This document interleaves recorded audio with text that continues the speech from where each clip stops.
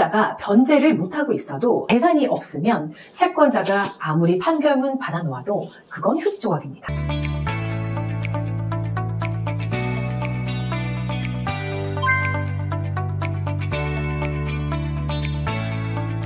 안녕하세요. 김혜니 법무사입니다. 네, 채권자한테서 이제 우편물이 이렇게 오면 무엇이 도착했는지 또 어떻게 해야 되는지 어려워하세요. 내용증명, 기한이익 상실 통지, 법적 조치 예고장, 이름도 다양한 여러 가지 서면이 오게 되는데 걱정하시는 분들이 많아서 어떤 종류의 서면들이 날라오는 거고 그 종류에 대해서 3가지로 나눠 설명을 드리고 그 대처법까지 말씀을 드리도록 하겠습니다. 네, 어떤 분들은 날라온 서면을 다 모아서 가지고 계시는 분들이 있고 어떤 분들은 보지도 않고 다 버리는 분들이 있어요. 서면의 종류를 여러분들이 알면 두려움이 줄어들 수 있습니다. 그래서 바로 그 종류 3가지에 대해서 설명을 드릴게요. 첫 번째, 법적 조치 안내문입니다. 가장 이게 흔한 건데요. 내가 강제 집행을 하겠다, 내가 소송을 하겠다 하면서 이런 이름으로 보내옵니다.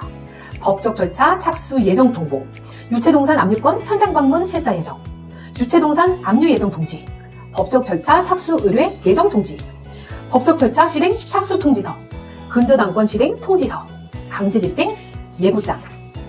네, 제목이 거창한데 사실 이 내용이 별게 아닙니다. 법적 조치를 하겠다라는 게 그게 뭘까요? 가압류, 가처분 등의 보전 처분, 그리고 소송이나 지급명령, 3번째 압류 및 강제 집행, 4번째 형사고소. 이걸 의미합니다. 말 그대로 채권자들이 이걸 하겠다라는 예정 통보이기 때문에 사실 아무런 의미도 없고 예정 통보가 아닌 법적 절차에 이미 착수를 했다 하더라도 전혀 중요하지 않습니다. 법적 절차에 이미 착수한 채권이라 하더라도 개인회생이나 개인 파산을 통해서 면책을 받으면 끝입니다. 네, 2번째, 추심기관 선정 통지. 네, 날라올 때는 채권 추심 업무 수임사실 통지서 이런 이름으로 날아오죠.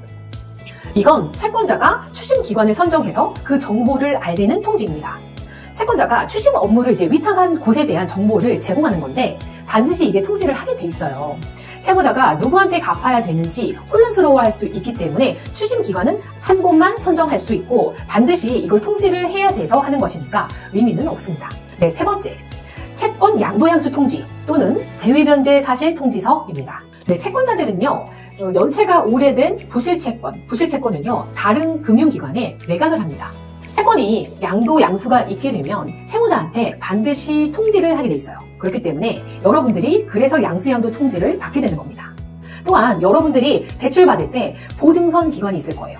보증서를 발급해준 기관이 대신 여러분의 채무를 변제했다고 하면서 이제부터는 내가 채권자야, 내가 너의 채권자야 라는 그런 통지를 합니다.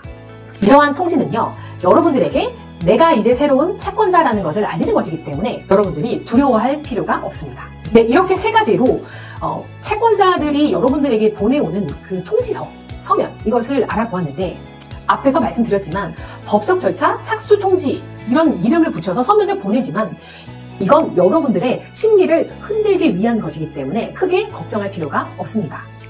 그리고 법적 절차 착수 전이나 이미 착수했거나 하더라도 개인회생이나 개인 파산으로 해결이 가능하기 때문에 문제가 될 것이 없습니다.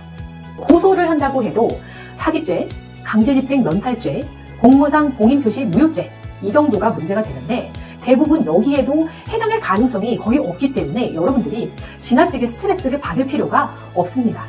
네, 오늘은요, 채권자들이 보내오는 그 우편물에 대해서 설명을 드렸는데 좀 설명을 듣고 보니까 막연한 두려움이 좀 해소되지 않으세요? 네, 여러분들 이런 고민이 있으시면요, 혼자서 해결이 안 될 때는 전문가의 도움을 받는 것이 좋은 방법이 됩니다. 네, 시청해주셔서 감사합니다.